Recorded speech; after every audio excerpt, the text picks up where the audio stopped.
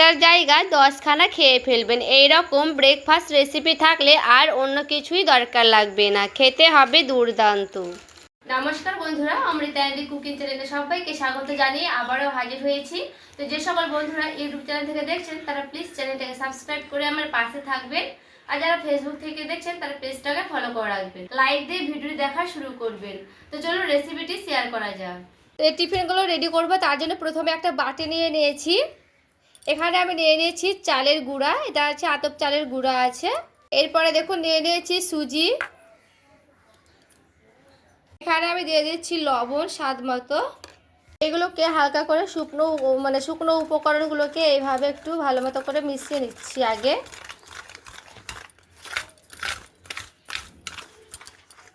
দেখুন ওই বাটি মেপে দিয়ে দিচ্ছি গরম জল। এখানে আমি একসঙ্গে কিন্তু জলটা দেবো না, অল্প অল্প করে মিশাতে হবে এই জলটা। তো দেখুন এখানে কিন্তু আমি জলটা দিয়ে পুরোপুরি কিন্তু জলটা দিইনি, কারণ এখানে কিন্তু অল্প অল্প করে জলটা লাগবে।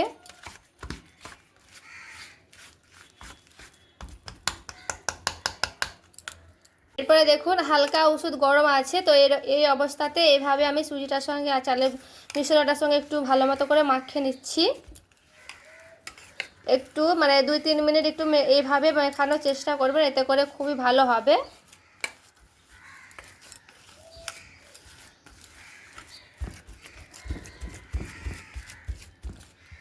আর এখানে দেখুন আমি 2-3 মিনিট একটু ভালো মতো করে মাখিয়ে নিয়েছি। পরে আবারও দিয়ে দিচ্ছি জল। এখানে কিন্তু ওষুধ গরম জলই লাগবে।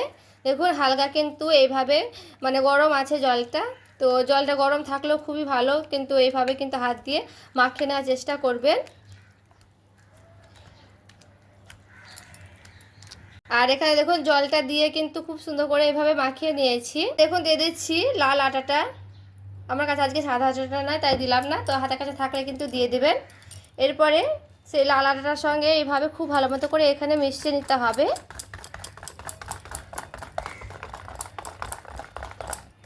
হাতের কাছে সাদা আটাটা থাকলে সেটাও কিন্তু দিয়ে দিতে পারবেন। আর দেখুন আটাটার সঙ্গে এইভাবে কিন্তু মেশাতে মেশাতে দেখে বুঝতেই পারছেন একেবারে কিন্তু ঘনত্ব হয়ে গেছে ব্যাটারটা। এই যে এরকম কিন্তু ঘনত্ব চলে এসেছে। আরও একটু জল দিয়ে দিলাম, এটাও কিন্তু উষ্ণ জল গরম আছে। এরপরে জলটার সঙ্গে আবার একটু এভাবে মিশিয়ে নিচ্ছি।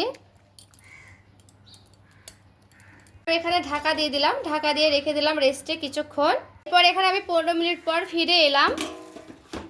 আর এই যে দেখুন বন্ধুরা কি সুন্দর একেবারে ফুলে কিন্তু গোল হয়ে গেছে। এখন যেগুলো জল ছিল একেবারে কিন্তু শুকনো হয়ে গেছে ফুলে, দেখে বুঝতে পারছে।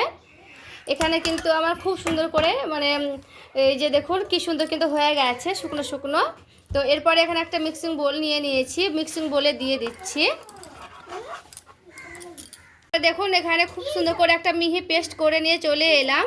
দেখুন খুব সুন্দর করে কিন্তু একেবারে কিন্তু মিক্স করে নিয়েছি, মিক্সিতে মিক্স করে নিয়ে চলে এসেছি। এরপরে এখানে আমি খুব সুন্দর করে 5 মিনিটের মতো একটু এইভাবে ফেটিয়ে নেব। একটু ফেটিয়ে নেওয়ার চেষ্টা করবেন এইভাবে হ্যান্ডরাইটের সাহায্যে 5 মিনিটের মতো। এখানে আমি 5 মিনিটের মতো হ্যান্ডরাইটের সাহায্যে খুব সুন্দর করে ফেটিয়ে নিয়েছি। আর দেখুন দেখে বুঝতে পারছেন এখান থেকে এই যে বলবগুলো উঠে গেছে। তো এইভাবে কিন্তু ফেটিয়ে নিলে খুবই ভালো হবে। একবারে দেখুন ক্রিমের মতো হয়ে গেছে। তো ব্যাটারটা কিন্তু খুব ভালো মতো করে ফেটিয়ে নেওয়ার চেষ্টা করবেন, এতে করে খুবই ভালো হবে। আর এখানে দেখুন ঘনত্বটা কতটা হয়েছে দেখে বুঝতে পারছেন, এটা কিন্তু অনেকটাই ঘন হয়ে গেছে। তো এখানে নিজেরা ঘনত্বটা নিজেরা পছন্দ মতো করে কিন্তু দেখে দিয়ে দেবেন। তো এখানে আমার অল্প পরিমাণে জল লাগবে, এখন হালকা উষ্ণ গরম জলই কিন্তু অ্যাড করব। তো এখানে কিন্তু আবারও জলটা আমি দিয়ে দিলাম। দেখুন ছোট চামচের হাফ চামচ দিয়ে দিচ্ছি বেকিং পাউডার। এখন 1 চিমটের মতো দিয়ে দিচ্ছি বেকিং সোডা বা খাবার সোডা। পরে খুব সুন্দর করে এইভাবে এই বেকিং সোডা বেকিং পাউডারটাকে দিয়ে একটু ভালো মতো করে কিন্তু মিশিয়ে নিতে হবে। দেখুন আমি একটু হাত দিয়ে এইভাবে মিশিয়ে নিচ্ছি। এখানে কিন্তু হাত দিয়েও মিশাতে পারবেন, তো হাত দিয়ে মিশানোর চেষ্টা করবেন একটু এইভাবে। দেখুন খুব সুন্দর করে কিন্তু আমি হাত দিয়েও মিশিয়ে নিচ্ছি। এখানে দেখুন একটা বোতলের মুখি নিয়েছি, এরপরে একটু ফুটা করে নেব এইভাবে। দেখুন এখানে আমি একটু গরম করে নিয়েছি, দিয়ে ফুটো করে নেব। দেখুন একটা বোতল নিয়েছি, তো এরকম একটা প্লাস্টিকের বোতল কিন্তু নিয়ে নিতে হবে। দেখুন ব্যাটারটা কিন্তু আমরা খুব সুন্দর রেডি করে নিয়েছি। তো এই ব্যাটারটাতে বন্ধু এই বোতলটায় মুখিটাতে ভরে নিতে হবে। দেখুন তো আমি এইভাবে একটু ভরে নিচ্ছি।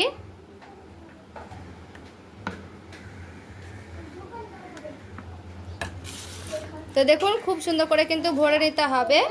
এইগুলো কিন্তু ভরেছি, আমি কিন্তু সবগুলোই ভরিনি, আগে অল্প অল্প করেই করবো, তার জন্য অল্প করে ভরে নিয়েছি। এরপর আমি মুখটাকে এইভাবে খুব সুন্দর করে দেখুন লাগিয়ে নিচ্ছি। দেখুন একটা ফ্রাই প্যান বসিয়ে নিয়েছি, গ্যাসটাকে কিন্তু অন করে নিয়েছি। 2-3 ফোঁটা কিন্তু দিয়ে দিচ্ছি সরষের তেল। তেলটাকে খুব সুন্দর করে দেখুন এইভাবে আমি মুছে নিলাম পরিষ্কার করে। দেখুন সেই বোতলটা নিয়ে নিয়েছি। এরপরে একসঙ্গে কিন্তু দিতে হবে এই ব্যাটারটা। দেখুন এইভাবে আমি দিয়ে দিচ্ছি, কেমন করে দিচ্ছি দেখুন, একটু এইভাবে কিন্তু দেওয়ার চেষ্টা করবে।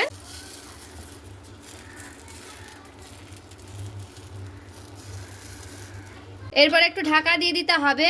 এরপর দেখুন আমি ঢাকনাটা উঠিয়ে নিয়েছি।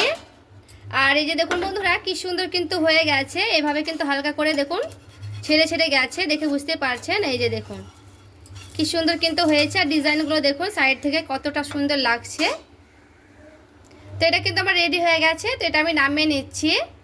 দেখুন বন্ধুরা সাইড থেকে একটু ডিজাইন করে নেবেন, আপনারা যেমন পরিমাণ মানে যেমন ইচ্ছে তেমন কিন্তু ডিজাইন করে নিতে পারেন আপনাদের পছন্দ মতো। দেখুন আমি একটু এইভাবে সাইড থেকে কিন্তু ডিজাইনগুলো করে নিচ্ছি, দেখতে ভালো লাগবে তার জন্য। বাচ্চারাও কিন্তু ডিজাইন দেখে দেখবেন খেতে পছন্দ করবে বাচ্চারাও।